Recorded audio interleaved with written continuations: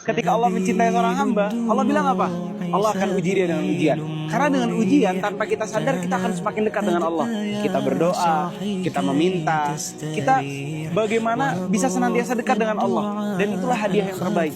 Coba bayangin, kalau kita dikasih ujian, terus kita berdoa, kita meminta kepada Allah, dan kita meninggal dalam keadaan kita sedang merintih berdoa kepada Allah Subhanahu Wa Taala.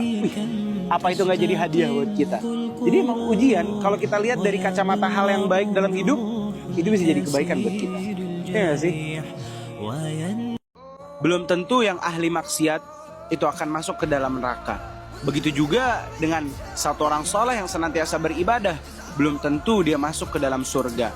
Karena satu orang ahli maksiat yang bertobat kepada Allah Subhanahu wa taala, itu dosa-dosanya akan diampuni oleh Allah Subhanahu wa taala ketika taubatnya diterima oleh Allah Subhanahu wa taala.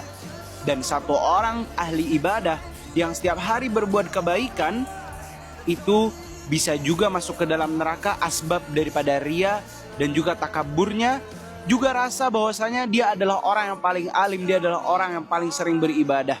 Jadi dia hidup tanpa dosa. Semoga Allah Subhanahu wa taala lindungi kita semua dan kita dibimbing dengan hidayahnya Allah untuk masuk ke dalam surga. Semangat ya semuanya. Barakallahu fiik. Jangan disebabkan karena kamu tidak melakukan dosa, kamu merasa bahwasanya diri kamu adalah orang yang paling sempurna. Ingat, satu orang pendosa yang setiap hari melakukan keburukan, bahkan dikatakan dalam hadis di antara satu orang pendosa itu dengan neraka hanya satu jengkal. Tapi asbab taubatnya dia masuk ke dalam surga. Begitu juga dengan sebaliknya. Ada satu orang yang senantiasa beramal soleh, melakukan kebaikan seumur hidupnya, sampai di antara dia dengan surga itu satu jengkal. Tetapi di akhir hayatnya dia melakukan amalan-amalan keburukan, lalu dia masuk ke dalam neraka. Jadi senantiasalah berdoa kepada Allah Subhanahu wa taala agar hati kita tidak sombong, hati kita terlindungi dari keburukan, dan kita senantiasa terjaga daripada kemaksiatan. Semoga Allah Subhanahu wa taala lindungi kita semua. Semangat ya semuanya. Barakallahu fiik. Seberapa penting taubat dalam hidup kita, itu penting banget. Bahkan ketika kita merasa kita nggak punya dosa, taubat tetap penting dalam hidup kita.